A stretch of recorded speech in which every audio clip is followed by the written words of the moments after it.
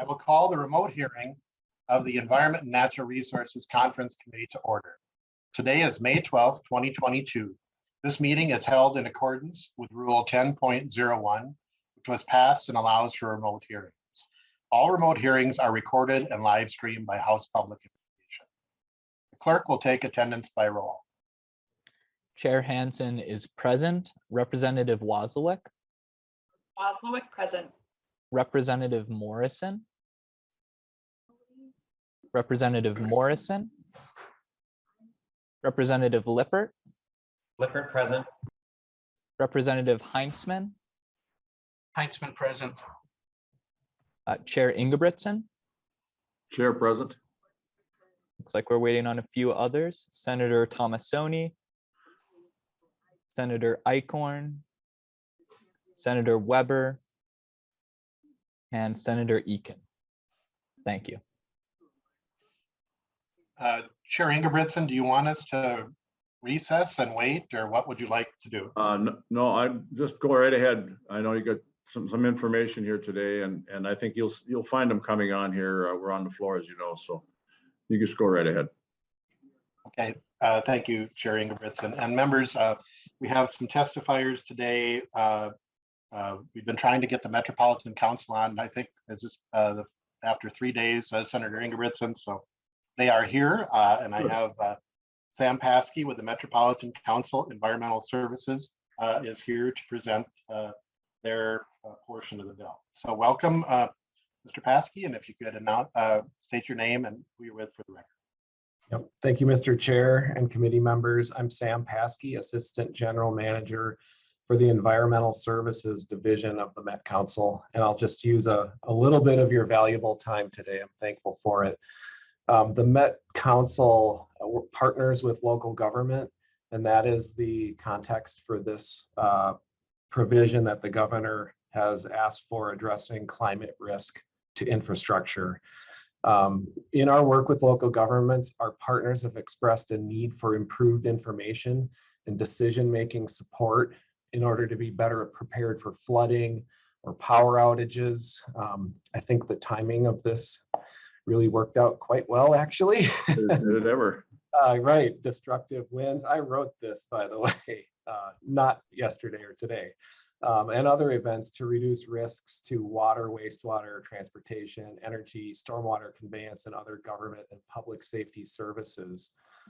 This funding is simply to use to work with local communities and watersheds to better understand and reduce that local infrastructure risk, which also includes risks to private property from extreme weather, by targeting projects and disaster planning efforts to reduce that risk.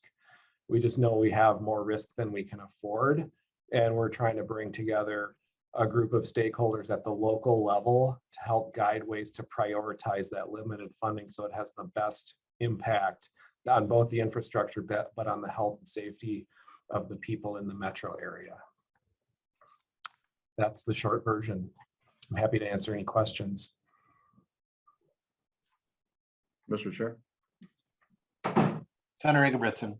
Thank you, Mr. Chair. And maybe Mr. Stanley or Ms. Taylor can tell me on the side-by-side what area the Met Council is involved in the side-by-side, what article and where? Mr. Stanley or Ms. Taylor? Mr. Chair, there are some appropriations to Met Council that start on R21 of Article 1 on the House side. I believe that's what they were referring to. And then there's the paragraph A is the appropriation from the governor's recommendation. Then the House had some additional ones on R22 and R23.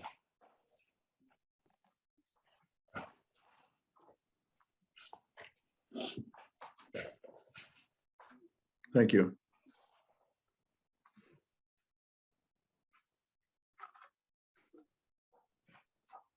Ms. Taylor, could you maybe just highlight the inflow infiltration on 20.3 and the subsequent Met Council portions?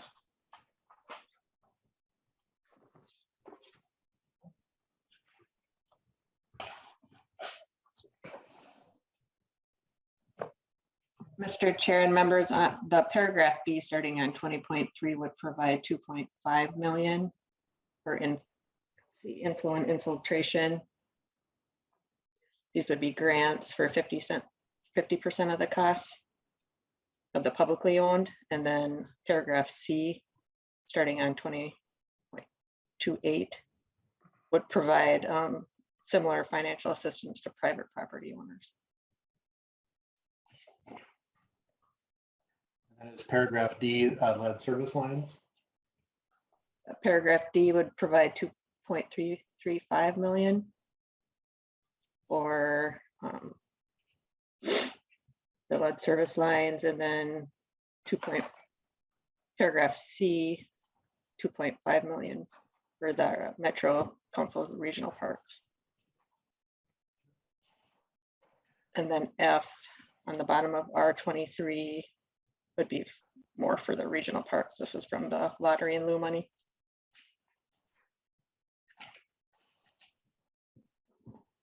So that is not general fund, that's natural resources fund. Right, yeah.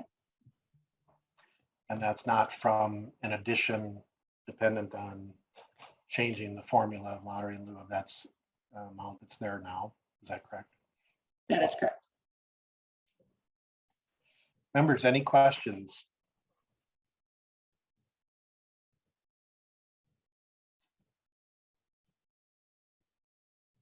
I think the lead service lines are really important potentially to match federal dollars coming in. I want to be clear because there was a letter stating about this was not including greater Minnesota. So the Public Facilities Authority is not within our jurisdiction, Senator Ingebrigtsen, but the Met County Environmental Services is. So that's why this appropriation is here.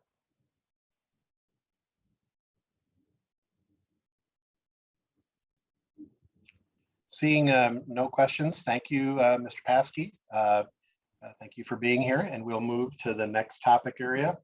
And I know we want to be talking a little bit about trees. So maybe if Ms. Taylor could highlight areas in the side-by-side where there are emerald ash borer or other tree-related proposals.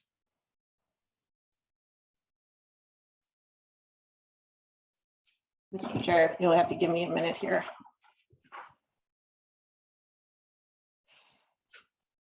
Or if Mr. Hagemeyer, he might be more familiar with the appropriations. Mr. Hagemeyer. Mr. Chair, yep, I can point you to the forestry tree related provisions. If you just give me 1 second, pull them up. Again, you'll be looking at the Article 1 side by side, starting on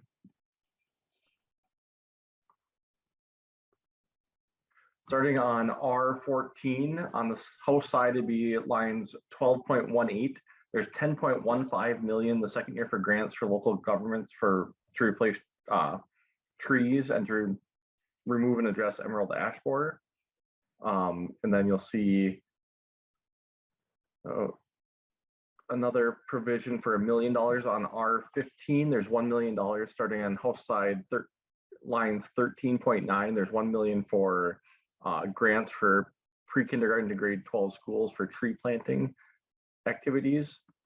And then those are the two direct ones in the DNR. And then under Board of Water and Soil Resources, there's a appropriation. I believe it's the last appropriation in there for Board of Water and Soil Resources. Yes, on page R20 of Article 1 side by side, there's on the House side 18.32. There's 8 million the second year for accelerated conservation tree planting. It's a one-time appropriation. And then you'll see towards the end on R21, there's a carve out of that 500 must be used to address invasive species via cooperative weed management agreements. And those are the direct tree-related provisions in the bill, Mr. Chair. Thank you. Representative Lippert. Thank you, Mr. Chair. I'm wondering if members from the DNR could respond to a couple questions related to emerald ash borer. Ms. Lotthammer or Mr. Bowe?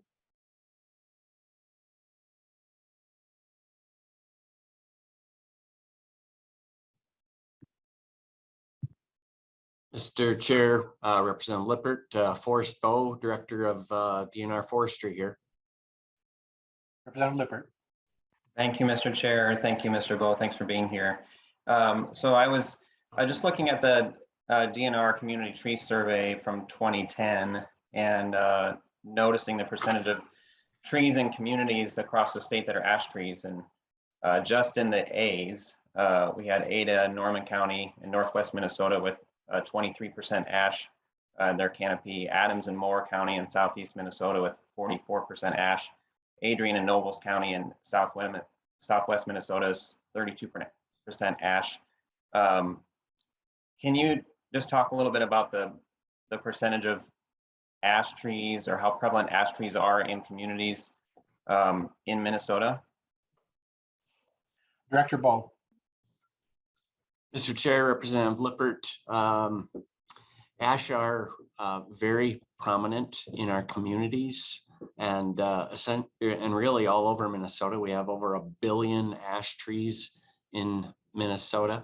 A lot of those, of course, are in our black ash swamps in northern Minnesota. But, years ago, we had a lot of elm in our communities, and elm died off because of Dutch elm disease. And so communities were aggressive to plant ash.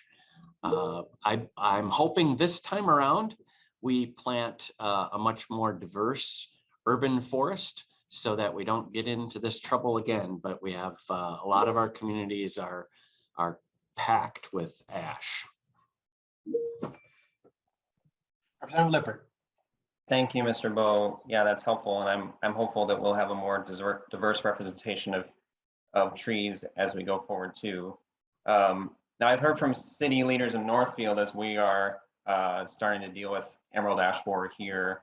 We have some trees that are being removed right now that these costs are just really hard on the city budget. The city leaders really don't quite know what to do. Do you have a sense of what it costs to remove and replace an ash tree and what cities are facing?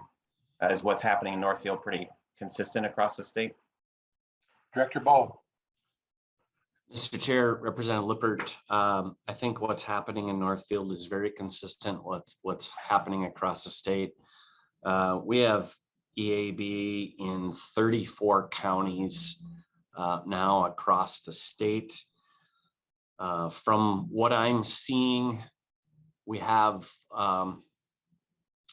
the removal of the ash tree is actually the most expensive part. So I think communities are paying about $1,000 per tree. About 800 is for removal and 200 for replacement. Something like that is some of the last facts and figures I've seen. I would also say that we've had some grant programs funded through the legislature in the past, and it's always 2 to 1, twice as many requests for twice as much money than what we've been able to fund just year after year. Representative Lippert. Thank you. Thank you, Mr. Bowe. So I'm hearing very high demand that grant funds are being put to good use, and there's very, very high demand as well. One of our House provisions is providing $10 million for grants to local governments to replace trees removed to address emerald ash borer. And I think one of my concerns is what happens if these grant funds aren't made available as city governments are needing to address this issue. What happens when city governments are behind on addressing the removal of dead ash trees? Or what are we seeing already as city governments are behind is maybe another way to ask it. Director Bowe. Mr. Chair, Representative Lippert, what we're hearing from the cities is, well, of course, they don't have the funding to remove the ash or replace the ash within their own city budgets. So I think for one, it's really tough on a city's budget when you're faced with this many ash trees at these kinds of costs. I would also say that the ash doesn't stand very long after it's been attacked by the emerald ash borer. So they get very brittle fairly quick, and they start to fall down on homes, on cars, on fences, creating even more issues for the communities and private landowners. Representative Lippert. Thank you, Mr. Chair, and thanks for that, Mr. Bowe. So I'm hearing a dangerous situation if we have dead ash trees and cities don't have the resources to be able to address them in a timely fashion. I think my final comment is just that I think it makes good sense to provide some one-time dollars for these sorts of grants for communities. They will be put to good use, and we just the state needs to be a strong partner here in helping communities deal with emerald ash borer and replace these trees. So thank you, Mr. Chair, and thank you, Mr. Bowe. Senator Ingebrigtsen. Thank you, Mr. Chair. A question for Mr. Bowe. Mr. Bowe, what's the regulation on disposal of the ash tree if they're in the boulevard or on private property? And are there any public-private partnerships for removal? Has there been any of that? If there's no regulation on disposal, I'm an old tree cutter myself and used to burn a lot of wood. However, I don't think I burned any emerald ash borer wood. Can you talk a little bit about that? That's going on. Director Bowe. Mr. Chair, Senator Ingebrigtsen, disposal of the ash is a big issue for communities. I know some communities are trying to burn the ash for energy. Some are doing open burning, and some are trying to make use of that resource for a lot of other things. Think back when we had the elm issue here in Minnesota. We mandated the use of that elm for all of our sound barrier fencing in the Twin Cities. A really good use, novel approach for using that material, making something worthwhile out of it. Disposal is a huge issue. There are some very small, what I would call niche things, partnerships happening, but nothing at a big enough level to address the disposal issue. And again, I just want to reiterate that the removal of those trees is the largest cost for the communities and the landowners. Sure. Senator Ingebrigtsen. No, I'm good. Thank you. Representative Morrison. Thank you, Mr. Chair. I appreciate Director Bowe's comments, and my question may be directed to him or perhaps someone else from DNR. This strikes me as a fairly apocalyptic situation that we're facing. 1 billion ash trees. I mean, it's sort of an unfathomable number. I remember the Dutch elm disease crisis when I was a kid. And, we know a lot more about climate change and the role that trees have in helping us to address that. I'm wondering if someone can speak to what some of the other implications are if we don't address this crisis, if we don't invest in removing these disease trees and then plant replacement ones. I was thinking about this last night even, sorry, Mr. Chair, with our storm last night, and it sounds like we might have similar ones tomorrow. What would the implications be when we continue to have these very heavy precipitation events if we have 1 billion fewer trees? Director Bowe. Thank you, Mr. Chair. Representative Morrison for the question. Ash trees provide a ton of benefits in our communities. They provide shade that reduces our heat impact. They reduce our storm water, so they're sucking up storm water And if you think about just a community that has a lot less trees, of course, you're going to have more stormwater to treat. And I think the livability of communities decreases too, just the desire to be living in that community. So communities are a real, sense of place. If we think about ash in our forests, if we lose those ash, we'll be facing a lot of water issues. Those ash are, of course, lowland black ash species. They take up a lot of water. So the whole water table in our forest ecosystem is probably going to come up, and no place for that to be absorbed. Of course, the ash are huge areas where we store carbon or have wildlife habitat. So there's all kinds of implications of one of our main species dying off. Follow up, Representative Morrison, or Thank you, Director Bowe. So Director Bowe, would you encourage us to remove and then replant trees, given your comments? Director Bowe?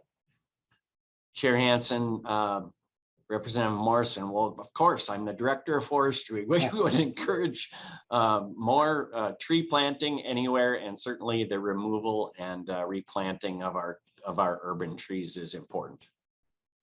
Thank you. Representative Wozniak. Thank you, Mr. Chair, and thank you, Director Bowe, for being here.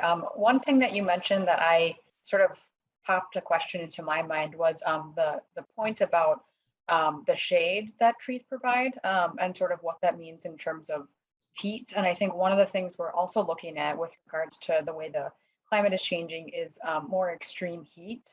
And that has particularly negative impacts on urban communities with the heat island effect and sort of all those factors, less green space, that sort of thing. Do you know of any sort of research out there, anything that talks more about, like, if there are fewer trees, like how many degrees things go up? I'm just sort of interested in what that impact would be in a place like the Twin Cities if all of a sudden a bunch of trees are missing. Director Bowe? Mr. Chair, Representative Wozniak, I don't know of that offhand. I'm sure there's something. I can kind of picture reading about it in years past, but I could get back to you on that. If you think about those heat islands, it's degrees, right? Not tenths of degrees. It's degrees. Representative Thank you, Mr. Chair, and thank you, Director, for that answer. I would love to receive that information. I think one of the things that we sort of have to remember in these discussions is that in a lot of our urban communities, we have low-income folks and other vulnerable people living in the urban communities. And so they're already impacted by the health impacts of things like pollution and climate change. And so wanting to ensure that we're also protecting the health of folks by ensuring that if we do have a bunch of trees that we have to remove, that we are replacing those trees to make sure we're not making things worse. So thank you. Director Bowe? Yes, we can, Mr. Chair, Representative Wozniak, we can get that information. There's a program by the U.S. Forest Service called iTrees, and so I think we'll be able to get that to you fairly quickly. I just don't have it at my fingertips here today. Director Bowe, I have a question about kind of urgency. Last year we passed a temporary extension for district energy to be receiving ash trees and other wood waste, but that doesn't last very long. And even anecdotally, I've heard that they are above anticipated just because of the number of storm damage, but also the number of ash trees that have to come down, that are coming down in communities, and that this is throughout a wide area of taking those trees. Could you maybe talk about ultimate, because if it goes to a city compost area, it still has to go somewhere else. I think this is what Senator Ingebrigtsen was getting to. Where do we go with them after we've taken them down, particularly if we cannot go to district energy in a couple of years? So, Mr. Chair, there are communities that are just open burning the ash. There's an opportunity to use some of the ash for energy. Again, there's small niche operations that could use some of the ash for maybe some lumber and some wood products. But we really do need to find that longer term solution for massive quantities. I will say that whatever we can do to slow it down allows us to meter things out a little bit. And as I recall, a couple of years ago, I think in an LCCMR appropriation, communities were allowed to treat some of the ash trees with a non-neonicotinoid. And what that does is it just lengthens out the process and allows a community to keep some of those ash while kind of metering out the other ones that are dying. And I think that that was a really good idea. We need to think about ways to spread this out over a longer period of time. If I remember correctly, though, that is a delay to deal with the volume, which is becoming huge. And with the storm damage, we've got downed trees or trees that are about to be coming down, with more aggressive storms. So the district energy option isn't going to be there very long. And, and maybe we could have PCA addressed. We can't really landfill this waste. And the consequences of burning this many trees in the open adds to climate challenges, but also air quality and soot, etc. I see Senator Ingebrigtsen has a question, so I'll go to him. Thank you, Mr. Chair. Mr. Bowe, last year there were some appropriations, I think 2.4 during the budget year, 2.4 million from the general fund and $1 million added on to that for disposal. How is that sitting so far with the budget for being midterm here? Director Bowe. Mr. Chair, Senator Ingebrigtsen, all of those grants have been awarded everywhere from Aiken to Apple Valley and Lakeville to Lamberton and Mankato to Moorhead. Communities have received grants all across the state. And so all of that funding is now out the door and in the community's hands to replace, do an inventory, to manage their ash, to do the removal and to replace those ash trees in various communities. Okay, thank you. Senator Ingebrigtsen. No, thank you. I think this is a good example of, we may be in the middle of the biennium, but the demand is so high that it's already used up. And if there's one-time money, the need is still there rather than waiting another year. Are there any other questions? I had a question about the nursery capacity. I don't know if Ms. Lothammer is there or Representative Lippert, did you have any other questions on trees?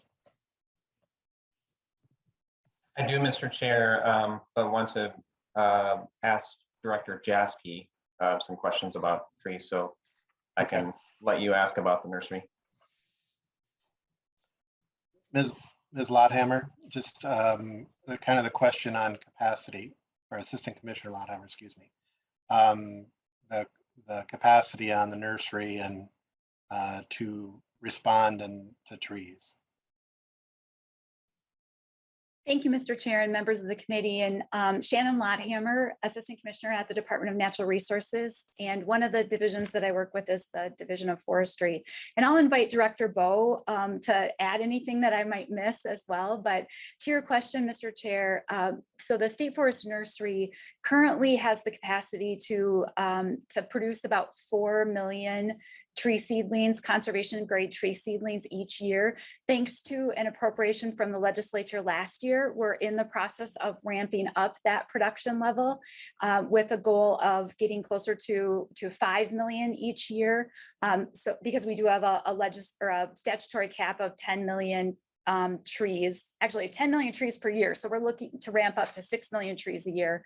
And we're in the process of doing that. We also have been, encouraging local nurseries and private nurseries to increase their capacity for growing trees and tree seedlings, because we know that even with ramping up the production at the State Forest Nursery, we're not going to be able to meet the projected demand for the amount of trees that are needed, both because of the replacement that's needed because of emerald ash borer, but then also to meet the needs for reforestation efforts that Minnesotans are interested in, and then also to make shifts to tree species that may be a little bit more resilient to some of the effects that we're seeing from changing weather patterns and things like that. So Commissioner Lotthammer, with the $10 million, we're not going to be able to put small whip trees into the boulevards. We'll have to go to the private market to get trees, diverse trees, resilient trees. So the Nursery and Landscape Association, the local nursery, that's where we're going to have to go, communities, to get these trees. Is that correct? Mr. Chair and members of the committee, yes. I think most communities, especially if they're replacing boulevard trees, or if residents are replacing a large ash tree, they don't necessarily, like you said, want the 16-inch, 18-inch seedling. They're looking for those potted trees or those bald and burlap trees, and that's really the purview of the private nurseries. So this would be money that could go out into the economy, those private nurseries, and then is used in the local communities. Is that correct? Yes, Mr. Chair, that's certainly what we've seen with the grants that have gone out and the trees that have been purchased up to now. So Senator Ingebrigtsen, the ash trees that came down in my yard haven't been replaced yet, so I planted some giant sunflowers there and hopefully they come up this year. But Well, they certainly won't sustain the wind, I'll tell you that. no, but they're faster. They're So faster, yeah. You won't get a lot of shade either, but they're there. They're pretty. Representative Lippert. Thank you, Mr. Chair. Director Jaschke is available to just answer some questions about the accelerated conservation planting provision. Let me just make sure as he's getting ready, Senator Ingebrigtsen, or did any of your folks want to have any questions of Commissioner Lotthammer? Not seeing any, Mr. Chair. Okay. Representative Lippert. Thank you, Mr. Chair. And I'll just note also that we have some ash trees coming down in Northfield right now, and community members are disappointed. So I know that the bigger trees we can have for replacement, the better. Director Jaschke, I wanted to ask you, we have a provision on the House side for accelerated conservation plantings, and we've had some conversation in the past about small woodlots and across the state. I know as I drive along country roads and see small woodlots at farmsteads and other spots, many don't look like they're in the best shape. And it seems like there's some opportunities for replanting and helping restore some of those woodlots. I'm wondering if you could talk more about small woodlots and some of the opportunities there might be for conservation plantings. Yes, Dr. thank Jaschke. you. Thank you, Mr. Chair, and Representative John Jaschke, Executive Director of the Board of Water and Soil Resources. So there are a number of various tree-based conservation practices that really don't call them forestry, because we're not talking about forest ecosystem. We're talking about planting trees in much smaller plots, typically, as Representative Lippert just described.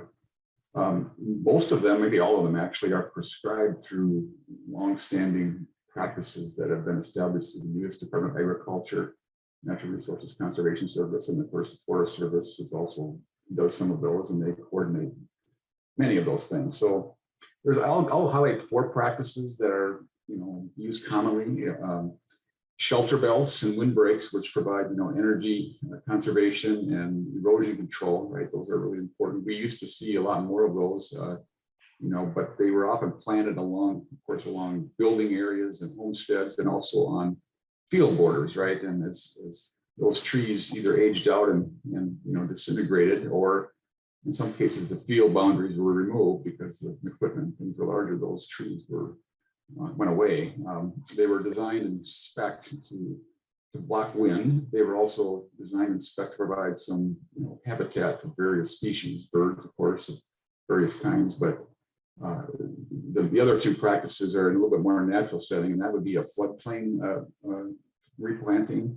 Our floodplains, of course, different tree species that fit into those compared to some of the other practices, but they're important because the trees, are what kind of grow there and hold that soil together, right? And sometimes there's grasses and things as well, but a floodplain forest is a really important part of our ecosystem. Allows that water to move across the landscape without harm and come back into the river at some point downstream.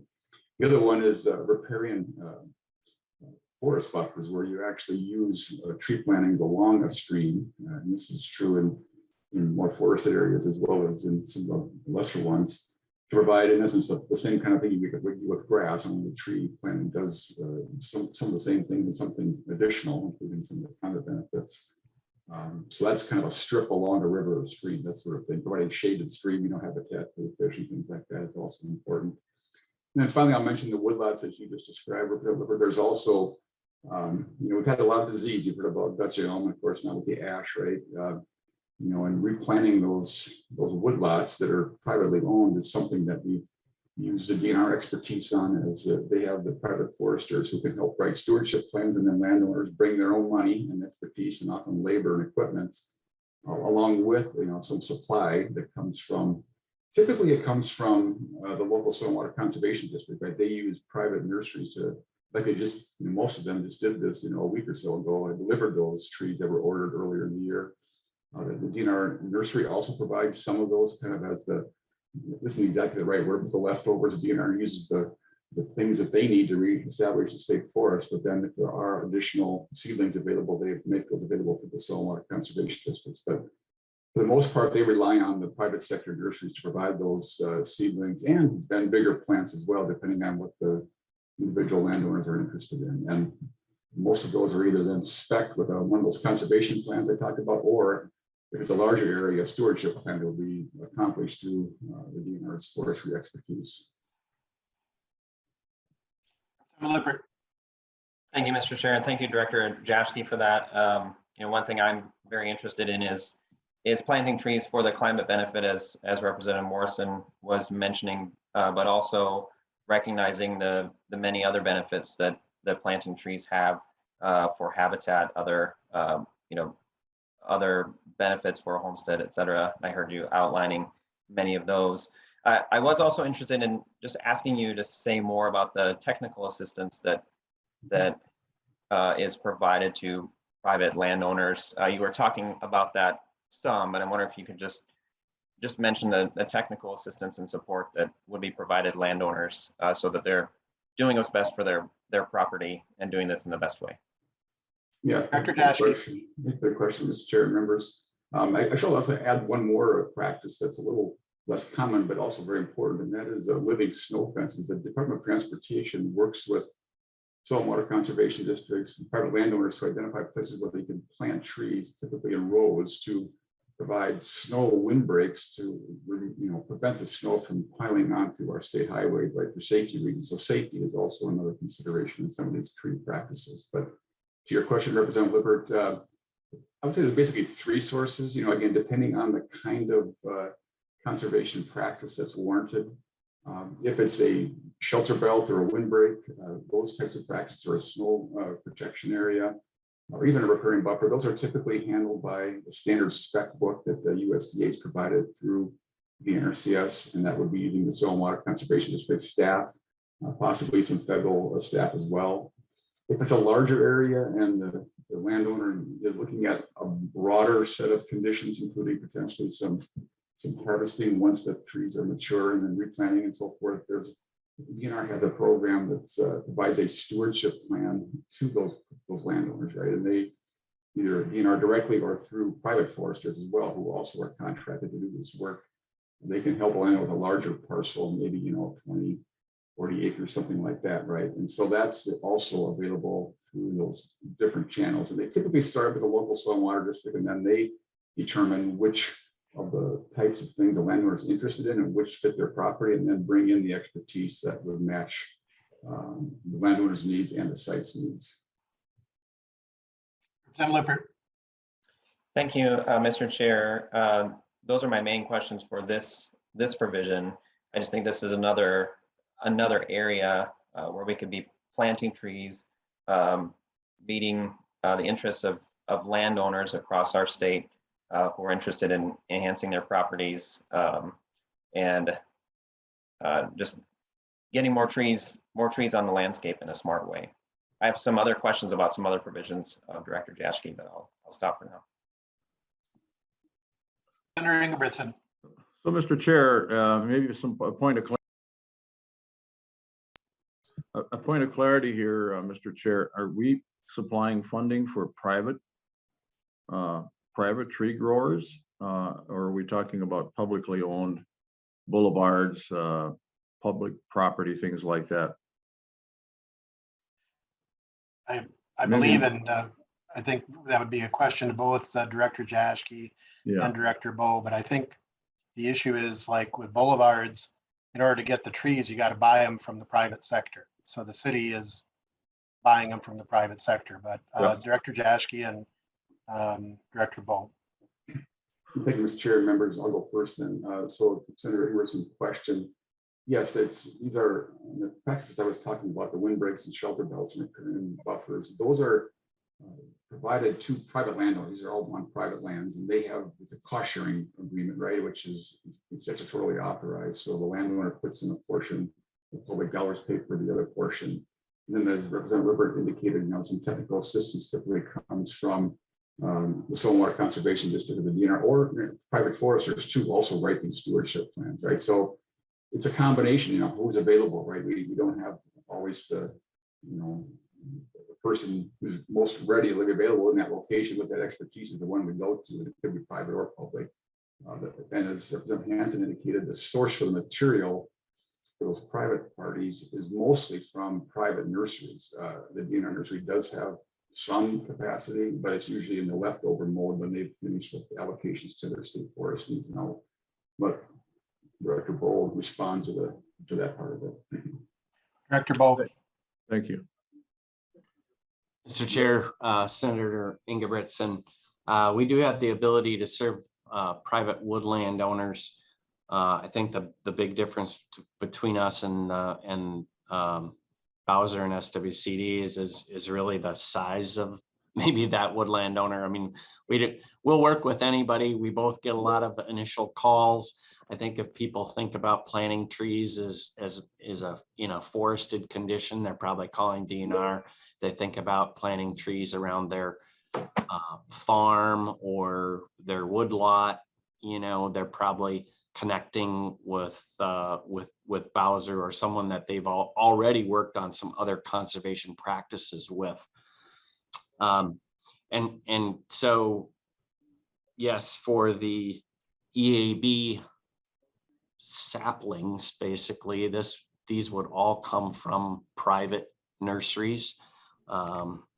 Probably want to think about connecting with the Minnesota Landscape Association to talk about capacity there, but those are not seedlings usually that a community plants. Those are much bigger than a seedling. The trees that Mr. Jaschke is talking about are seedlings that are usually planted for windbreak or like Mr. Jaschke said, along riparian areas. And about half of our sales at the Bedora Nursery go to private landowners.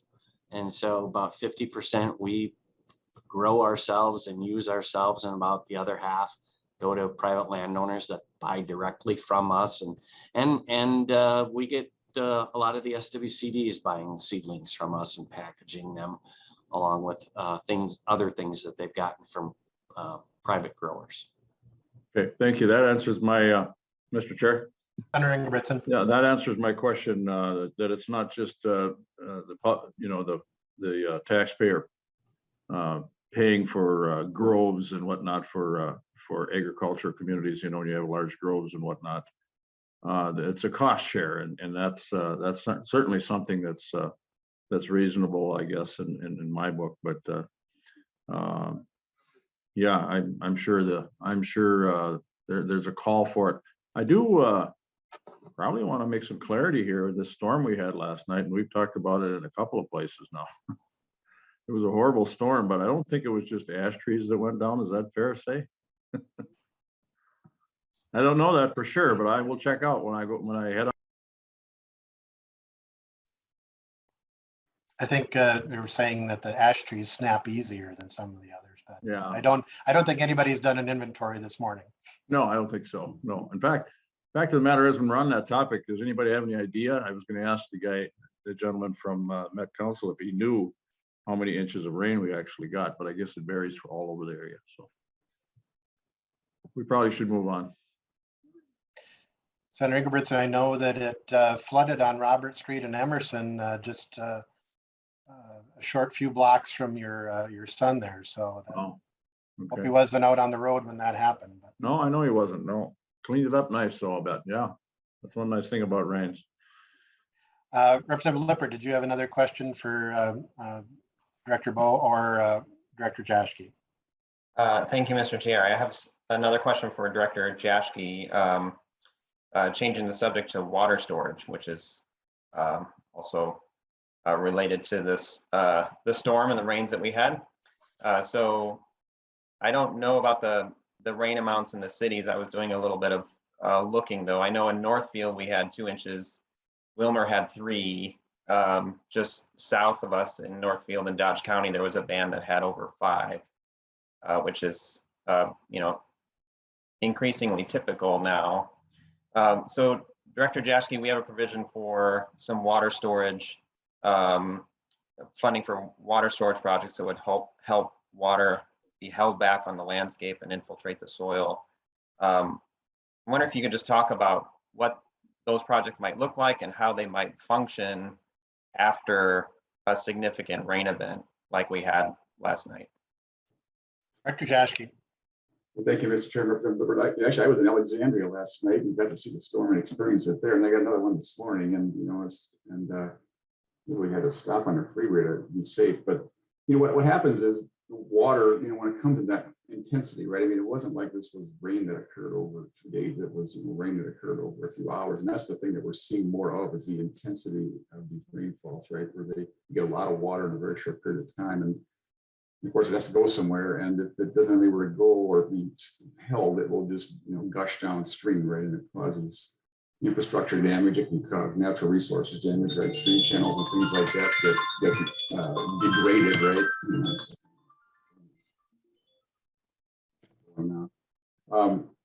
And so what we try and do is find places where we can hold that water without causing harm, right? And you can do it in long-term ways, with wetland restorations and projects that will also provide some habitat benefit. We can also do it in short-term duration, where we have temporary water that can be held sometimes, along a road right of way, to temporarily just allow that water to sit there and meter itself out. We can do that even in small ways along ditch systems with side inlets, where the water, instead of gushing over to the bank, will go into a little area where the pipe intakes that water and discharges it into the ditch, more slowly, right? So all of those things put together allow us to reduce the rate of the water. The volume, of course, is fixed. We just move the water across the landscape a little slower, which then prevents the water from riding so quickly and causing infrastructure damage or rushing so quickly into stream and turning out the banks. So that's a couple of ways we do that. We can also do it, as you mentioned, through infiltration, and that happens a lot in the urban areas. We try and hold the water by putting it into soil that will absorb it and then discharge it into the groundwater if that's appropriate, or ultimately into the surface water as well. So it's a lot of ways to do it. In places where we've seen additional storms, we often have hydrology that's been modified too, with important infrastructure such as tile lines and ditches and other means to pull that water, or parking lots, pull that water off the off the area where it's going to cause harm and get it to a place where it won't, but we got to have a place to put it where it'll be, not causing the harm. So lots of different settings, lots of different practices, well proven against standard specs that have been developed through USDA and through the stormwater, state stormwater manual. There's lots of good information there about how to do this. It's just a matter of doing more of it. Tim Lippert. Thank you, Mr. Chair, Director Jaschke. Now there's a difference between flood control structures and water storage structures, and sometimes I think those get confused. Could you just make that distinction for us so we're clear on what we're discussing right now? Director Jaschke.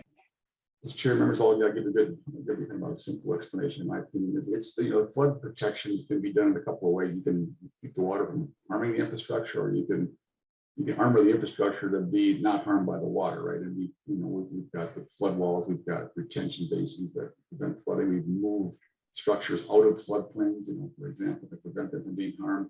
Water storage is more about protecting the channel itself and the downstream areas. So it's about, and it can provide some flood benefits too. Certainly, we've seen that. I know a couple of examples that I'm aware of in the city of Austin, and so have been very attentive to holding water in the upstream areas so that we don't have to have it flush through the city and cause damage to the infrastructure. So it does have some of that as well, but we have to do both, right? You can't just do one or the other because it just won't accomplish the goal. We have to hold water in the upper parts of the watershed and typically protect the flooding and the infrastructure in the downstream developed parts of the watershed.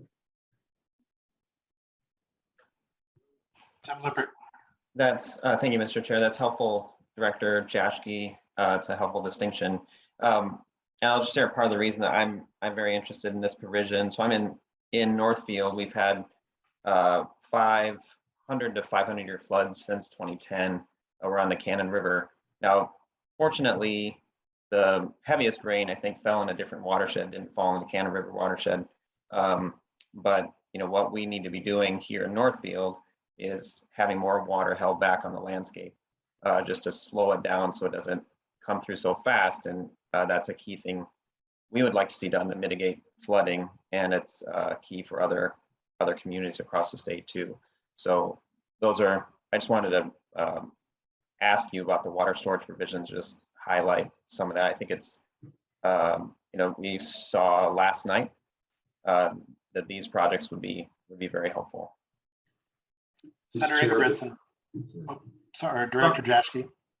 Oh, yeah, I was just going to mention one last thing. I'll obviously take the questions, but this is also one of the provisions that has the opportunity for some federal dollars that have been made available for this kind of work, right? And so we've got draft applications ready to seek those federal dollars, and compete with other states to get those dollars. And there's a couple of different USDA programs, RCPP and 566, we want some specifics. So we're going to make sure we not only would use Minnesota's money to the utmost, but try and bring some federal money to Minnesota to do even more. Senator Ingebrigtsen. Mr. Chair, not a question, I guess just a question of procedure here. What can you give me the Ms. Taylor or Mr. Stanley, the reference we're talking about here in the side by side? Ms. Taylor and Mr. Stanley. Mr. Chair, members, are we talking about the water storage and management project appropriation? If so, that's on R19, the top of the page, that paragraph A, 1621 through 1633. Thank you.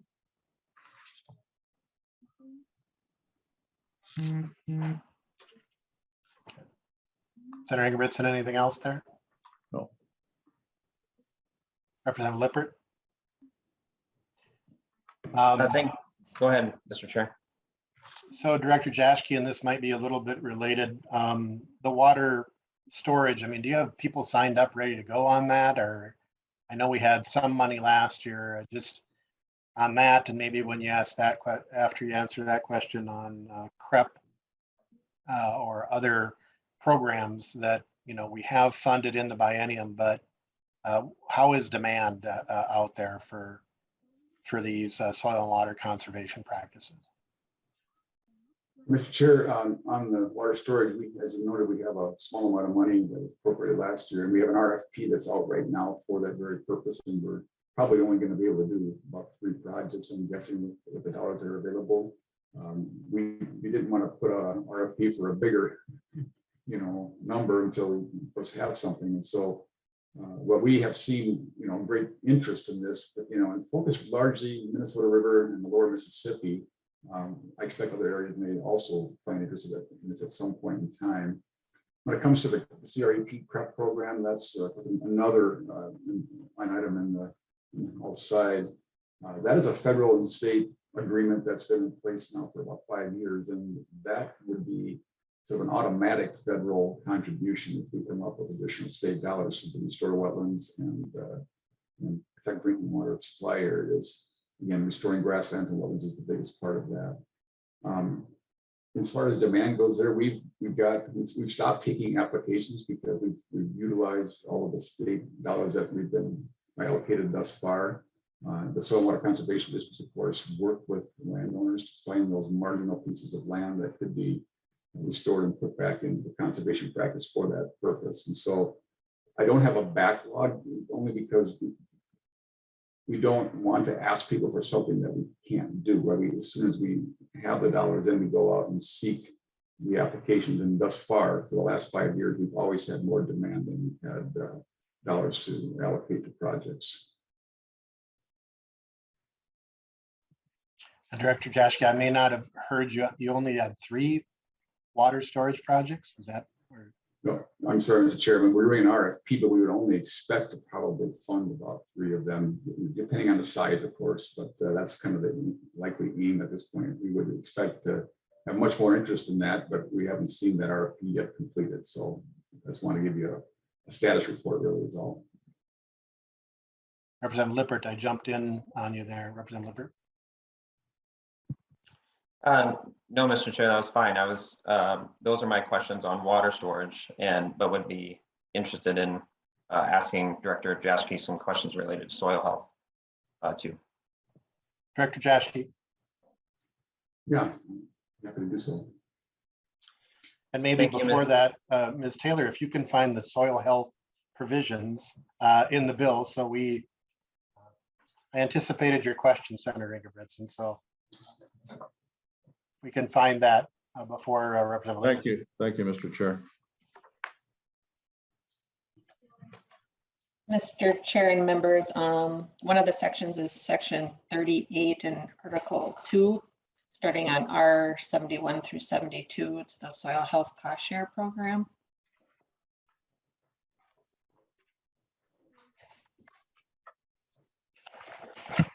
There's also on R70, there's also section 36, which establishes some soil health goals. Thank you. Representative Lippert. Thank you, Mr. Chair. Director Jaschke, I'm wondering if we could just begin by level setting a little bit. Can you speak to when we think about cover crops as a practice? There's a lot of conversation about cover crops, the percentage of farmland in Minnesota that's covered by cover crops, and if you know that percentage, and then if there are other states that are doing this better than Minnesota is right now. Dr. Jaschke. Mr. Chairman, Representative Lippert, I don't have an exact number for Minnesota. There was a USDA report that was last updated in 2017. It should be updated again sometime this year. That indicated somewhere in the neighborhood of 5%, maybe a little more, a little less. It's in comparison to other states. The difference right now is that we have more of that practice being implemented in states that are south of Minnesota. I would say the warmer states, right, particularly in the Corn Belt. We've seen a lot of interest. The good news was in that report that I just mentioned that the increase in adoption had been in the 30 or 40% range, right? So we're seeing a positive trend, but we've got a long way to go. I think is probably the quick way to summarize that. What we've seen is that the landowners, the producers, the farmers that are interested in this, they need a couple of things. One, they need to learn from somebody that they trust, whether that's a local agronomist or a soil and water conservation district expert, or frankly, their neighbors or their peers, other farmers who are doing it, right? It's got to be integrated into their business. And once they understand that, into their cropping systems and their soil types and the topography, right? All of those things come into play. Then they try it, right? And then they try it, for a few years. You can't just typically do it once, although sometimes that's enough. They integrate that into their equipment planning, right? Because these things take special equipment to plant and to otherwise manage.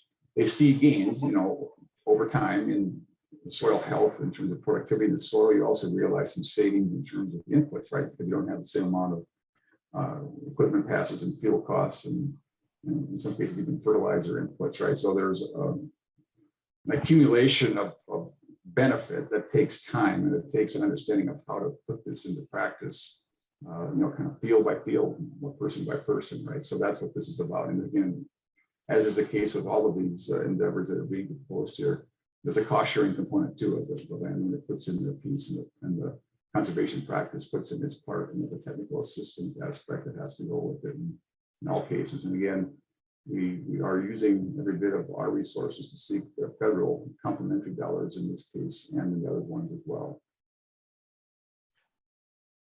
And Lippert. Thank you, Mr. Chair.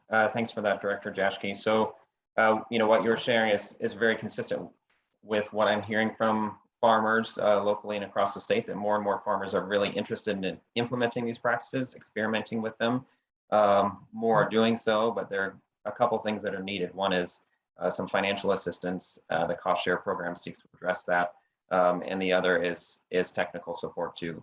And I just wanted to ask you this question as well. So as I drive from Northfield to St. Paul, right now I see a few fields that have cover crop on them that are green. Most everything else is bare soil right now. And so, what would be the difference in what's happened to the soil with a 2 or 3 inch rain like we had last night with a cover cropped field versus a field that's bare at this time of year? Director Jaschke. Chairman, Representative Lippert, yeah, certainly the living cover, or even, in the case of no-till, just the detritus that would be left over from the prior year's planting and harvest can be very beneficial to hold the soil together, right? And farmers want to keep the soil on the field, right? That's what gives them the nutrients and the productivity that their crops are going to need, right? And so some cover crops, the ones you're describing, have probably been applied in the fall after harvest. There's others now with different equipment that can actually be planted like between the corn rows, so that the cover ends up being there when the corn is harvested. There's different techniques, different cropping systems demand different approaches. Right, if you go up in the River Valley, we've got the sugar beet field, which are taking a different approach because you harvest those in the fall and you have to sit in the field for a while and so forth. So what you're seeing is any cover. Living cover is the best, in those shoulder seasons in the fall and the spring. Of course, in the spring, then when they get ready to plant, if it's just a pure cover crop, they will go in and typically knock that down with, typically a chemical to remove that cover crop so that the commodity crop can have a chance to fully grow right from the start. Representative Lippert. Thank you, Mr. Chair. And I'll just close with a comment that I think the $5 million that we have in this bill for support for cost share is something that farmers would be eager to put to use, and also that protecting our soil in this way is something that's very beneficial. So I just want to thank Director Jaschke for the information. Just want to highlight that provision. Representative Morrison. Thank you, Mr. Chair, and thank you, Director Jaschke, for being here. I want to shift gears a little bit and talk about lawns to legumes. We understand the program has been very popular that Bowser has administered, and we've, the program was started to help bolster our precipitously declining pollinator populations. And I'm wondering if you could speak to a couple of things about the program. One, if you could speak to how it benefits pollinators versus traditional turf grass, and then also the popularity of it. I'm curious to what you attribute that. If you can speak to the demand. The House does have provisions to continue the program because we understand that there's been just an incredible response to it. And I believe that we've kind of used up our resources, and Minnesotans are very enthusiastic about replacing their traditional turf lawns. So if you could speak to how it's working, the demand and the need, that would be fantastic. Director Jaschke. Thank you, Mr. Chair. Representative Morrison. Yes, the way that works is that we have two components of it. And I think the way we call that is one is a community approach where cities typically or some small parts of cities would be doing neighborhood approaches to this, where they would organize neighbors to put in pollinator species, that are going to replace parts of lawns, right? No one's taking up all of their lawn typically. It's doing it in increments, right? Which makes a lot more sense from a landowner understanding and accomplishment and maintenance of these things, right? So you take a piece of the lawn, turn it into a pollinator area. We've also, in some of these cases, done it through community groups, that cities organize, and using some of the boulevards and things like that also for these patches, really is what they are, pollinator patches. We've had, I think the demand for it is, of course, we have several thousand on a waiting list yet to do this, right? And I think it's because people feel they can do something for themselves and for all of Minnesota, right? When you put in pollinator friendly species, it helps all the other species, right? That's kind of how that ecosystem works. We've targeted a bit to the rusty patch bumblebee area because that's a species that was in decline, still is in decline. We haven't had any way to track the results of that yet. I mean, that may not be real simple to do. The University of Minnesota has been doing a great deal of work in understanding that the patterns of the pollinator species movement, I guess, across the landscape. I'm not an expert in that, so you wouldn't be able to get a good answer out of me, but maybe one of them could be more of the scientific results from it. But from the program implementation, we've seen a great deal of demand. We've had the private sector greatly involved in providing the material, as well as Metro Booms, the private sector organization, using their technical expertise to help people do it right. And the 10 workshops that we've organized, so when people get the chance to do this, they're going to make sure they do it right the first time and they know how to take care of it for the long run. Representative Morrison. Thank you, Mr. Chair. Thank you, Director Jaschke. So did I hear you say that there are several thousand people on the waiting list for this voluntary program? We want to make sure that's clear to people that this program obviously is entirely voluntary. Director Jaschke. Mr. Chairman, that's more than yes, that's correct. And all these programs I've been talking about are voluntary, including one. So again, yes, there are several thousand people on a waiting list. Representative Morrison. Thank you, Mr. Chair. And Director, if you could speak briefly to the other benefits of transitioning traditional lawns into pollinator-friendly habitats with native plant species, in addition to, because my understanding is there are benefits above and beyond protecting pollinator populations. Director Jaschke. Mr. Chair, Representative Morrison, yes, and certainly that's an area you don't have to mow, so there's less energy and fuel used for that purpose. There's turf grass isn't bad for absorbing a rainfall if the soil is properly cared for, but a natural landscape is going to be even better, right? Because it'll capture the rainfall, pull it into the root systems, of course, attenuate the intensity of the raindrops, things like that, right? So we always see that there's a water quality benefit as well that comes from it. Again, the university might have more data collection that they could speak to about the individual species that benefit them. I'm not a botanist or a biologist that could do that. But I would say that those other benefits of water quality for sure are part of it, and the energy savings too, where you don't have to use energy to mow the lawn. Any other questions for Director Jaschke? Mr. Chair. Senator Ingebrigtsen, then we'll go to Representative Wozniak. Mr. Chair, can you, to Mr. Jaschke, about how much per acre does the state of Minnesota appropriate to lawns to legumes? What does it come out to about per acre? Director Jaschke. Mr. Chair and Senator Ingebrigtsen, they don't have a per acre number, but it's a $300 cost sharing agreement with the landowner. So it's a very small amount, and it's usually over a fairly small area. So that's a good thing, because we need to keep a good ratio of the landowner and the private parties ownership in these practices, right? Because if they own it, then they will take care of it and do it the right way. And they have to attend the workshop. I can maybe see if I can get you more information about converting that to a per acre basis, but it's a $300 cap, I guess, on the cost sharing component. Senator Ingebrigtsen. No, thanks, Mr. Chair. Representative Wozniak.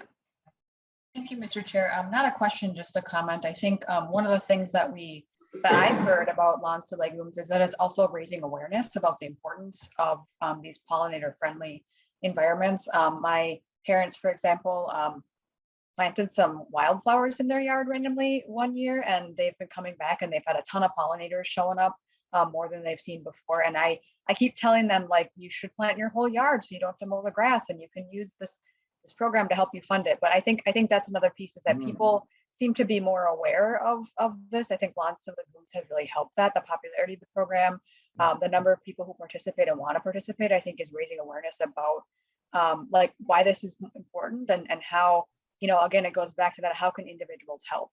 I think people are understanding what's going on with our pollinators, are seeing some of the issues with honeybees and other sorts of bees here and across the country, and really want to do what they can to support that. And, not everybody can be a beekeeper, but, people can plant things on their property that will help pollinators. And I think it's just that's another piece that I wanted to highlight, is just the awareness that it's raising around the state. And particularly, I think in the suburbs, where folks have, smaller areas of this land, but they want to do something to help their communities and the pollinators. So just wanted to point that out as well. Thank you. Director Jaschke. Yeah, thank you, Mr. Chairman, Representative Wozniak. Yeah, and that's where, the training part of this was always something that we wanted to do. We figured out a way to do it, because, once people go through the training and they get this small amount of cost sharing with their own money, then that's a start. And then they know what to do and continue it themselves, right? And talk to other people about it too, which, the word of mouth is, it's like I was saying with the soil health practices in the farming community, people trust other farmers to know how to manage their land and make sure their business is running well. And so they're going to listen to them as well as anybody else. And the same is true in the lawn conversion. They're going to listen to somebody who's done it before and say, oh, you can do it, I can do it too, right? So that is an important part of it. It's getting people to see it for themselves and then hopefully take some action. And Director Jaschke, there are people who are not taking any money. They just want the technical assistance, correct? Mr. Chair, yes, that's correct. We've got people, we open the workshops to people who want to come, even if they want to do it on their own. The requirement for the workshop is if you're going to get the cost sharing, so to make sure those dollars are well spent. Maybe we should get the list of upcoming workshops to share with the committee, so after session is done. Sure. Members, any other questions for Director Jaschke?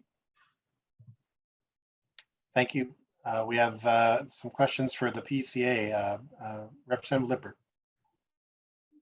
Thank you, Mr. Chair. And yes, I'd like to ask some questions related to peatlands, and maybe staff could just point to the peatlands related provisions in the bill. Ms. Taylor. Mr. Chair, it'll just take me a minute to find those. I believe there's a goal, and then I believe there might be some appropriations too. If Mr. Hagemeyer can point on any appropriations, I'll look for the goal.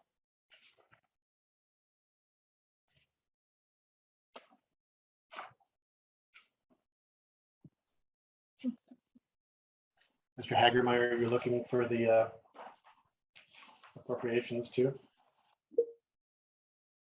Mr. Chair, yes, I'm looking for what I can provide. Mr. Chair. Oh. Lippert. I think the appropriations for voluntary enrollment for CREP for peatlands is in legacy, not in this bill. Okay. Peatlands goal is in this bill. Peatlands goal is in this bill, so the policy. but Ms. not Taylor. appropriation. Mr. Chair and members, the peat soil goal can be found on R56, section 7 on the House side. And that'd be Article 2. Representative Lippert. Thank you, Mr. Chair. I'm wondering if Ms. Claflin of the PCA is available. Welcome, Ms. Claflin. Welcome back to the House. State your name and who you're with for the record. Thank you, Chair Hansen, Representative Lippert. I'm Ann Claflin with the Minnesota Pollution Control Agency. Representative Lippert. Thank you, Mr. Chair. Ms. Claflin, so good to see you. Glad you're with us. So I read a very powerful article from the Star Tribune about peatlands and their place, drained peat soils and their place in greenhouse gas emissions in the state of Minnesota. And I wonder if you could say a little bit about, just provide some background on drained peatlands and why they emit greenhouse gas emissions and where they fit in among greenhouse gas emitters in the state of Minnesota. Ms. Claflin. Chair Hansen, Representative Lippert.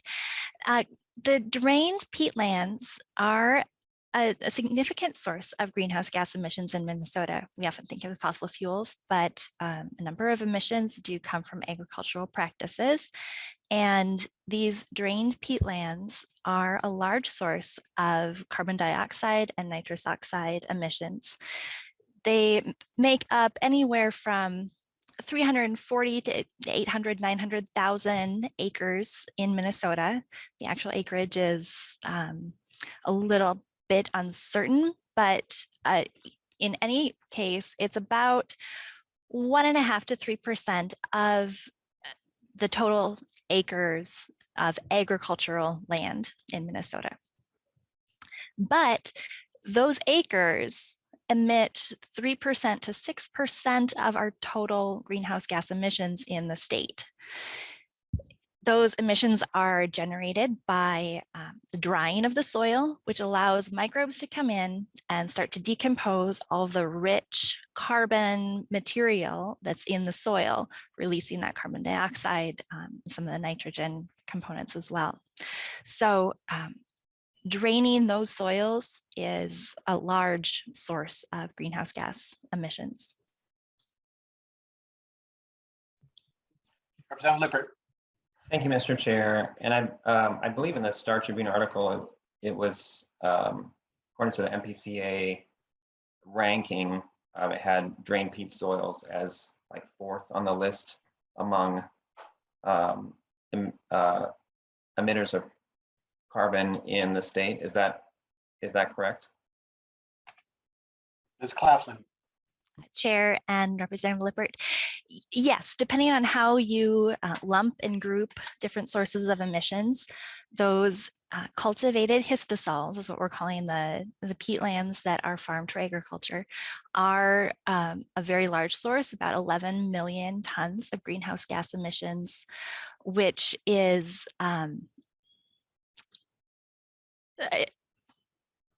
yes, about 4th in ranking behind the total emissions from natural gas, coal, and light duty trucks. So petroleum in light duty trucks. Lippert. Thank you, Mr. Chair. And Ms. Claflin, so in your view, I've heard this from some others, but in your view, is any effort to protect, restore, enhance peatlands kind of a good bang for your buck sort of strategy related to climate solutions, especially natural climate solutions? Ms. Claflin. Chair and Representative Lippert, yes. Conserving the peatlands that we have, restoring peatlands that have been taken out of agricultural practice, but may still have drainage in place, are very strong drivers of reducing our greenhouse gas emissions or preserving that carbon sequestration. that would really help us reduce our emissions and achieve some of our climate change greenhouse gas reduction goals. Of course, any policy has some acres that would be more efficient to conserve or restore. But it's a very valuable source of carbon that we should work on preserving so that doesn't get released into our atmosphere and add to our greenhouse gas emissions. Representative Lippert. Thanks, Ms. Claflin, for that explanation. That's very helpful. So on the House side, just a comment from here, Mr. Chair. So on the House side, we have goals in place to protect, enhance, and restore 25% of drained peatlands in Minnesota by 2030, 50% by 2040. And in an effort to just get to some of that low-hanging fruit related to peatlands, I think it's peatlands are a great opportunity for us to make some gains related to climate change. I expect there are some landowners who are having difficulty draining this soil that's can be difficult to manage. And so we, as I mentioned a little earlier, we have some money for voluntary enrollment for CREP for peatlands in the legacy bill, so that if farmers want to set some land aside, they can do that. And also in this bill related to CREP, we have funds for CREP, but also the Bowser is free to be able to provide some more environmental value or give a higher value to land that has a strong environmental value, and peatlands could fit into that as well. But I think this is, both planting trees, dealing with peatlands, and then soil health, which is dealing with resiliency for our soils. Some of these practices, soil health practices, also sequester carbon. All of these pieces, Mr. Chair, that are on the House side are climate strategies for us that also have many other benefits for our state. And I think it's a good use of one-time dollars that we have for this state surplus right now. Thank you, Mr. Chair. Thank you. Any other Mr. questions? Chair, I did just have the number pulled up for the legacy bill. I'm sorry, I was trying to, Representative Lippert was correct. It was out of the legacy funds. I was just trying to pull it up before. It was carried in the bill that you carried, Mr. Chair, House File 4377, and then that passed the legacy in the House side, and it was included in House File 3438. There's specifically 7.665 million for Conservation Reserve Enhancement Program for peatlands, and then there's also 7.665 for the Conservation Reserve Enhancement Program. And maybe just to get on the record, if Director Jaschke's here, those are easement programs. They are not acquisition programs. So the landowner retains the private interest and pays the taxes. There's no HILT obligation or public land purchase there. Is that correct, Director Jaschke? Mr. Chairman, yes, conservation easements and we invest in the full Minnesota program, which from the foundation of the program, and all of our conservation easements are privately held, and those landowners are paying the taxes as they have been and continue to do. Senator Ingebrigtsen. Thank you, Mr. Chair and Mr. Jaschke. Obviously, this will be taking some cropland out of production. Is that something that's is that done quite frequently with regards to the peatland issue that's in the House bill? Would you be taking or encouraging farmers to go ahead and do that? I guess they have all the right in the world to do that, but are they going to be cutting down on crop production? Director Jaschke. Mr. Chair, Senator Ingebrigtsen, the peatland thing would be new, so I can't speak to the experience there. I mean, there are some peat areas that have been farmed, in northern metro and other places, but what we're always seeking in any of these conservation programs, they're aiming at the marginal land, like the land that's not being productive, right? So that would be the case under this program as well. So there could be some amount of conversion, but we never take, of course, the whole thing. We just take a portion of the most marginal land, which has the good news is it provides the most environmental benefit at the lowest cost, because that land is the least valuable for that other purpose that previously been in. So That's a pretty general answer. I wish I could give you a better one, but that's, I'm happy to do so if we had a more site-specific question. Thank you. Senator Ingebrigtsen.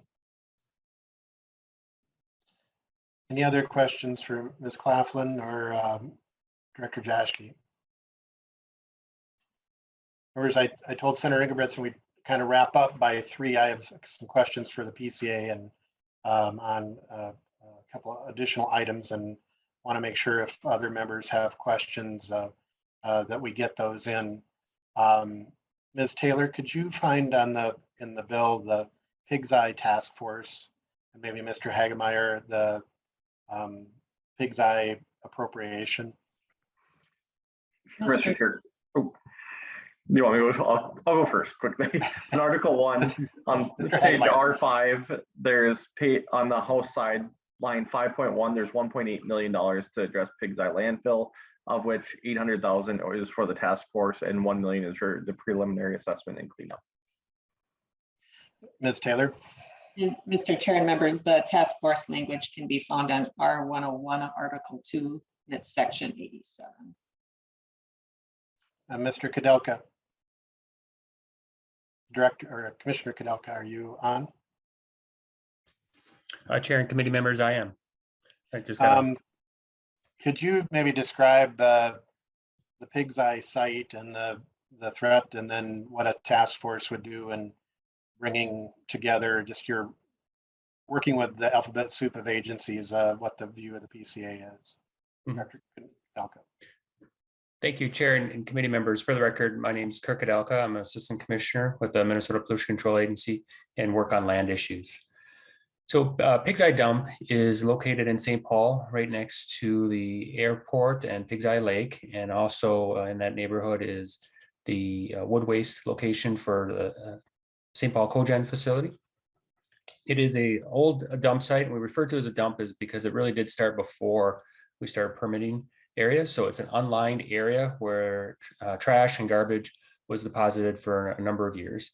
And we have issues there where we have contamination that is seeping into the groundwater and flows into Battle Creek, which runs right through the middle of the dump and eventually to Battle Creek, excuse me, to Pig's Eye Lake. The issue of drinking water risks to surrounding communities, we do not see that. We see more of an ecological risk to the creek and to the lake. There was extensive work done out there to remove physical hazards and put on a cap to try to prevent rainwater from going into the waste and carrying it even more through the groundwater. And along parts of the creek, a selective fill, kind of as a filter that would prevent, in some areas, contamination moving through into the creek.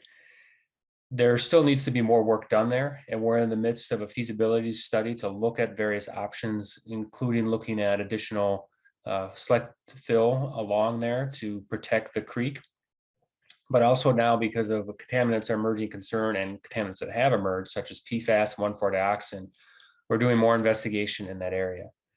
And so we've been doing this work under MELCAT, the Metropolitan Landfill Contingency Action Trust is one of the sites that is eligible there. And in the next couple of years, we're looking to do additional investigation and wrap up our feasibility plan. But as we're looking to do the protection there for human health and the environment, there's also other conversations going on about what can this property be used. The community, whether it's the city, county, neighborhoods, and that are also looking at it as a natural resource benefit and a park. And so while our work at the MPCA is focused on the cleanup efforts, there does need to be a larger effort for what the future of the property looks like. When we do our remediation work, we have to make sure our efforts match the intended future, intended use, current use, and what we know of the potential future use. And so the task force, the idea that's been brought forward by various members, would help coordinate that work. Well, we will lead the work needed to be done for the remediation and cleanup. This really would pull together a number of agencies and create a unifying plan for not only the restoration for natural resources and what the vision is for a park in that, but also the cleanup efforts. So they meld together. What I would compare this to is the work community work that's been done in the Luth and the St. Louis River area of concern, where we're dealing with remediation of contaminated sites, at the same time natural resources restoration and other improvements for the general population and the community there. And so the task force we see could provide something that's been missing in the area of Pig's Eye and bring the agencies together and create that uniform vision and plan. Director Kudelka, because it's in the Mississippi River, we've got Army Corps, Park Service, federal agencies, state agencies, counties, cities, Metropolitan Council, Waste Control Commission. I mean, does the agency see a value of at least having some formalized method of bringing them together? Mr. Chair and committee members, we do. I think it would provide us that goal and resources to be able to move forward and bring in a facilitator to do this.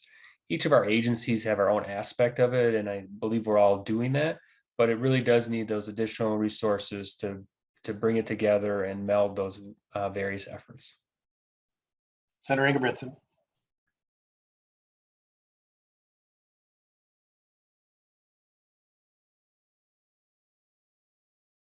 Hope you're muted, Senator Ingebrigtsen.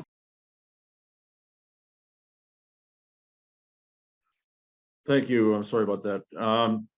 With comparison to the House side appropriation, I'm sure you're well aware that and maybe it's in the House LCCMR, but I think the Senate portion of the LCCMR has about 800,000 for the same project. So I just wanted to put that out. Thank you. Senator Ingebrigtsen, I think that was Senator Herr's bill, maybe in the Senate. So I know when I came over there this morning, he asked me about it right away. So yeah, I want to give him acknowledgement and Representative John. Director Kudelka, Commissioner Kudelka, you mentioned MLCAT, and that's a big item in this. Maybe I'm going to ask you about that, but I want to have Mr. Hagemeyer point out the appropriations for MLCAT. Sure, Mr. Chair, that'd be on the Article 1 side by side on page R10, the top on the House side, lines 9.22. There's a transfer section. There's $29,055,000 transferred from the general fund to the MLCAT account for the repayments intended under the laws of 2003 and 2005, and that includes the estimated lost revenue or income, investment income. Thank you. And Senator Ingebrigtsen, I think one of the accomplishments we had in the very first conference committee we were in was to ask the agency to do a report on this, and they provided that 40+ page report a couple of years ago now. And I would certainly like to get this completed. Commissioner Kudelka, how did the agency determine, first off, what was the amount that was taken from the fund and with the promise to be repaid? And then how was the interest calculated? Commissioner Kudelka. Mr. Chair and committee members, the account was used a few times, and I'll just do a brief history on that real quick here. In 2003, 9.9 million was taken from the MLCAT to the general fund for various uses, with a generic statement saying it was the intent to restore these funds when available. And then in 2005, 4 million was removed from the MLCAT for the renewable development account. Both of those had those statements where the intent of the legislature was to restore those funds to the account, but those things were not done. So that is 13.9 million. And then in 2015, 8.1 was removed from the account to the general fund, but that was paid back later that year because of language that said if there was a surplus available, that would go back into the account. And so those are the dollar amounts that were removed from the account and have not at this point been repaid. Although there is the language from last conference committee for a small amount, I believe 100,000 each year, to help repay that at some time into the future. one of the things that we were asked for was what would it look like? What was the lost revenue that was potentially gained? So we did an exercise where we looked at if these dollars were invested in the State Board of Investment over the since 2017, when that was something that could be done, what would have been the lost earnings? And that's where you see the principal and the lost earnings equals $29 million of what would have been in the account if it had not been removed from the account back in the 2000s. Thank you. And Senator Ingebrigtsen. So Mr. Kudelka, you said it was replaced a fairly significant amount here a few years back. How much was that? That amount in 2000, I think 15, you said. Commissioner Kudelka. Mr. Chair and committee members, in 2015, it was 8.1 million that was removed from the account, transferred out. And then later that year, when there was a positive balance in a surplus, the law said that, with that November forecast, it would be repaid back. So 8.1 million was repaid back for that. 8.1 in, 8.1 out, 8.1 in. Correct. At the early 2000s was never paid back. Correct. Senator Ingebrigtsen. Yeah, no, I've got it now. Thanks. And Commissioner Kudelka, how many sites besides the Pig's Eye dump are eligible to task this fund? Chair and committee members, there are a number. Pig's Eye is specifically written into the legislation, but there are 4 old closed C&D construction demo landfills that accepted some mixed municipal waste that are eligible, and the agency is doing work there for investigation. Many of these are now in developed areas. And then also the 2 existing municipal landfills in both of them in Dakota County. If for some reason the company themselves are not able to take care of after closure, the facilities after their contingency dollars aren't there for some reason, or they run out, this fund would be able to cover those 2 landfills also. So a total of 7 landfills at this time. So Senator Ingebrigtsen, Pig's Eye alone will probably drain this fund. Is it to this point, Representative Waslick, or I think Senator Ingebrigtsen was, so I'll Senator Ingebrigtsen. Thank you. Real quickly to this point, just a question, if you're planning on paying back Milcat, why do they need appropriation for Pig's Eye? I'm not quite understanding in this bill. Senator Ingebrigtsen, precisely because of the thing that Commissioner Kudelka just mentioned, there are multiple sites, and the Pig's Eye work needs to continue. So you need that additional funding because you've multiple sites that are supposed to be covered by MLCAT. Do you understand what I'm saying? There's Pig's Eye work is critical, and if we have to fund there's only 13 million in the MLCAT right now, if I'm correct, Commissioner Kudelka. So restoring it covers the 7 sites, and then that additional work that could begin right now on the additional funding. Well, thank you, Mr. Chairman. My only point is if your bill is going to replenish that account, then you wouldn't need the Pig's Eye appropriation. Mr. Kudelka, can you tell me how the freeway landfill project is going? I know you and I and Representative Hansen have been working on that for quite some time here. I'm not very good at timing, but I'm thinking at least in the last 8 years. Has that been completed, or where's that sitting? Commissioner Kudelka. Mr. Chair and committee members, freeway landfill is a closed landfill in our closed landfill program.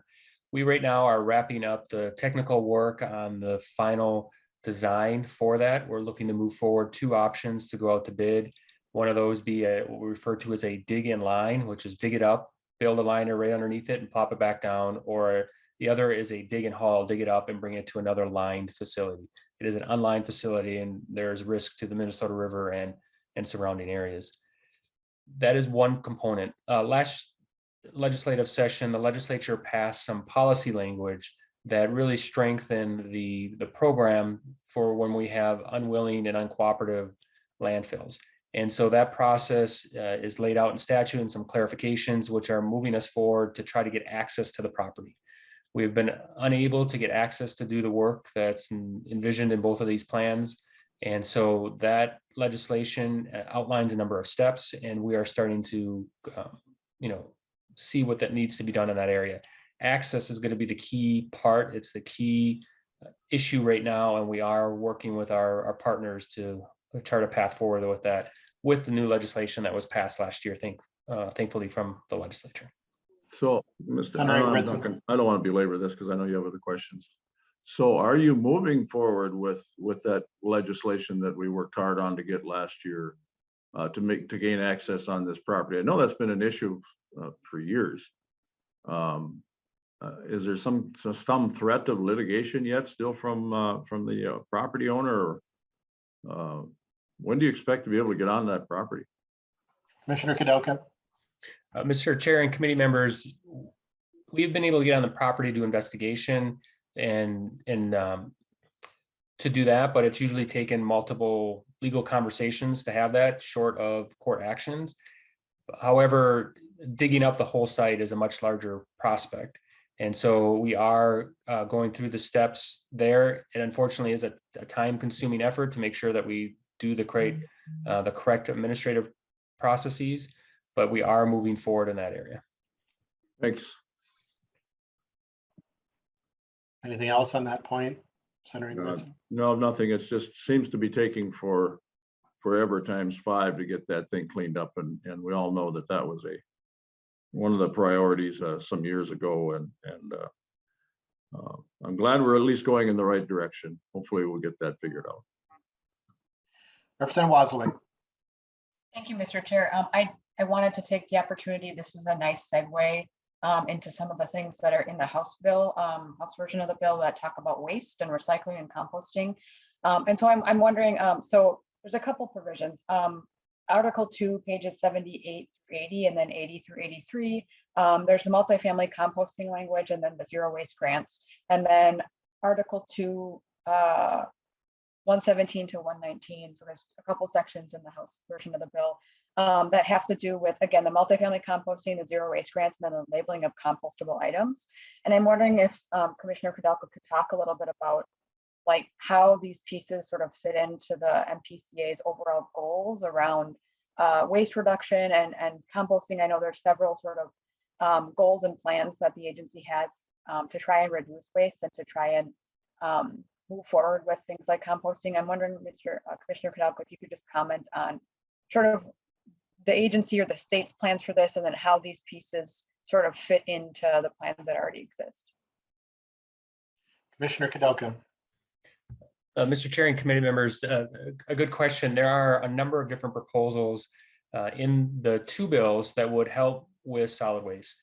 And I think just to kind of create the framework that you talked about, the legislature has put in statute what we refer to as the waste hierarchy, wanting to have waste prevention first because of the most environmental and human health benefits, then reuse and repair, and then recycling, composting, and then waste energy and disposal.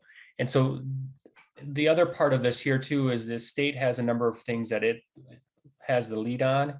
And there's also then the counties have planning and responsibilities also to implement it. And so that's where I'm going to just talk about each of these proposals and how they fit in there. The first is the governor's proposal has a number of grant programs in it. And the first is on food waste prevention and rescue. And that is, it also included in the House bill, a portion of the dollars would go to that. And that's on that high end of the hierarchy, the most environmental benefit there. And it also provides additional issues when food can be rescued. It can help with food insecurity and other issues. And so that's how that piece fits into it. The second in the governor's proposal is market development. And for us to have a strong Minnesota recycling and compost system, we need to sell the product someplace. And Minnesota has done that in the past. And you may have read this recent announcement of plastic film, the luring of public and private entities working together to lure a company to Minnesota to take that plastic and make it into a new material. So that would be dollars to help there. The second would be also the efforts with composting and anaerobic digestion facility development. And the final is construction demo waste. And how do we do that sustainable material? So that's in the governor's proposal, which is in the House's bill. The House also has the multifamily housing composting, and that fits in into that same piece where the governor's bill has the facilities where compost would go. The House bill has how do we collect it from people to bring it to those facilities. So they work in tandem on both sides of that spectrum, where collecting more materials from a multifamily house to go in there. The last one, the zero waste provisions that we've talked to the author and others, has a lot of things that's in the governor's bill. But the one piece that doesn't is source reduction. And so we've been working with the author to really, and that really means how do we reduce waste from being created, or how do we improve the repair industry here?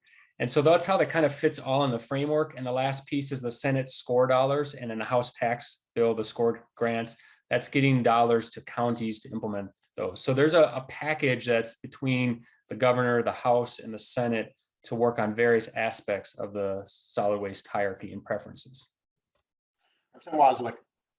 Thank you, Mr. Chair. I think this is a point where we can have more conversations. It sounds like there's interest in solid waste and these issues among all of the stakeholders in negotiations. So maybe that's something we could talk more about. I did want to point out one of the other pieces about the labeling of compostable items, not just because it's my bill, but because I've heard some other people reaching out to me interested in that. But I think one of the things when we had hearings on this bill in the past that we heard was, this is not just for, this is for consumers, but also for composters. So making sure that the things that are listed as being compostable are actually compostable.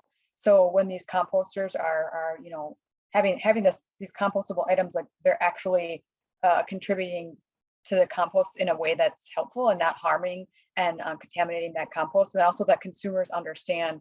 I know whenever I get, there's plastic packaging, there's other packaging that we get in various things. And I look at all the symbols on it and I really don't know, like it's not clear what those all mean and what's actually compostable. So I think that's another piece, another attempt to try and sort of bring us back to, consumers having some of that control and power over their purchasing decisions, so that if they are people who compost, they sort of have more clarity around what's compostable, and then it also helps composters too. So just wanted to highlight that piece as well. And again, I think it sounds like there's some, agreement possibly on some solid waste things. And if we can do something on that issue, I think it would be a good thing for us to be doing too.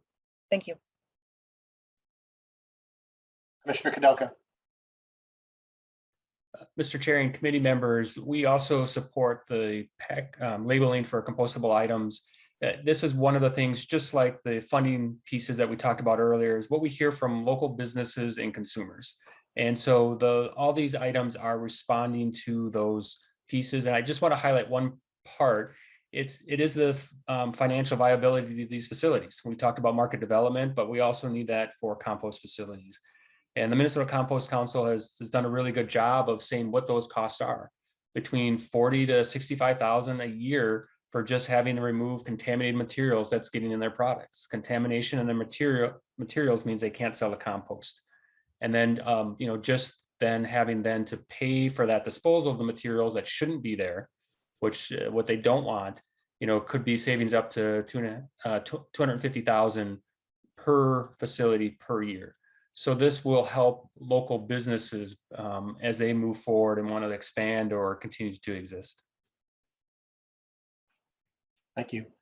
Senator Ingebrigtsen, I think you have SCORE grants in your provision, and I think we have SCORE grants in the tax bill.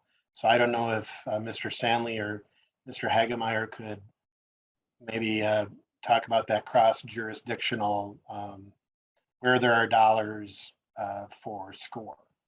I believe there's 700 in there. Mr. Stanley or Mr. Hagermiller. Mr. Chair, members, good afternoon. Yes, if you look at the spreadsheet on line 45, you will see that the Senate adds 700 per year in base funding for SCORE grants. And Mr. Hagemeyer can chime in if I've said anything not in fiscal speak. Mr. Chair, Mr. Stanley, that was great. It's on the Article 1 side by side on the Senate side. On page R2, line 3.1, the Senate is adding $700,000 per year from the Environmental Fund towards SCORE grants. I believe the base amount right now is 18.4 million, somewhere right in that range. I don't have it right in front of me at the moment. And Mr. Chair, I'm sorry, I don't know what's included in the tax bill for SCORE grants. Perhaps we can get that, Senator Ingebrigtsen, so, or you can talk to the tax chair. I think it's 3 million. I'm not quite sure. Yeah, I'm not either. No, that's something I can check on. Any other questions for Commissioner Kudelka? I have one final topic area, if nobody else has any questions. You know, we've been talking about urgency and pests and diseases and trees going down and storms and climate and water, but we haven't talked about aquatic invasive species.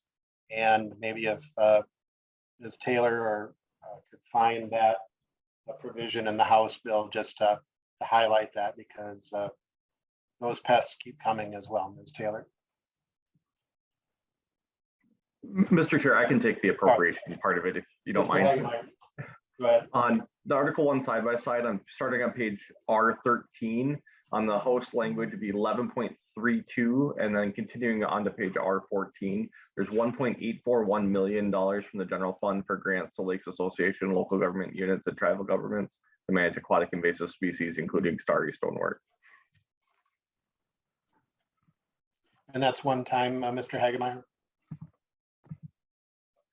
Mr. Chair, that is correct. That would be one time in addition to whatever was included in the base last year.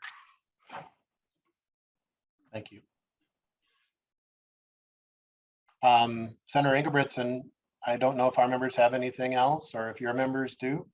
I said we'd try to be done by 3 o'clock, and we're a little bit shy of that. Wondering, I mean, tomorrow you would have the gavel, but we're not meeting, and we're not meeting on Saturday, and we're not meeting on Sunday. So you would have the gavel again on Monday.